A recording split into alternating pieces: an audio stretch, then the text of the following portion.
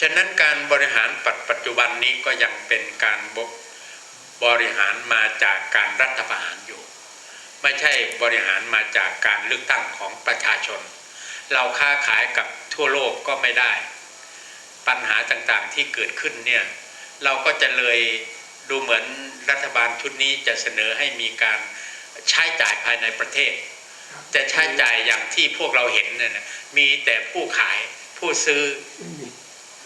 แทบจะไม่มีทุกคนก็ต้องประหยัดอันนี้รัฐบาลต้องรับทราบว่าจะแก้ไขปัญหาอย่างไรถึงคุณจะรณรงค์อย่างไรทุกคนก็ต้องรักษาตัวรอดเป็นยอดดีเนี่ยเขาก็ต้องรักษาอยู่ว่าเพื่อความมั่นคงปลอดภัยดังนั้นสมควรแล้วที่รัฐบาลที่จะพิจารณาว่าเราจะแก้ไขปัญหาอย่างไรถ้าเราไม่ปลดแอกเรื่องที่ฝ่ายอเมริกาฝ่าย EU ฝ่ายออสเตรเลียเขาหาว่าเราอยู่เนี่ยเราค้าขายกับเขาไม่ได้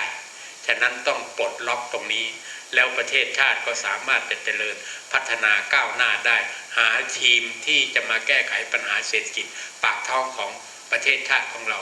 ให้ได้เร็ววันก็ยิ่งดีขอบคุณมากครับ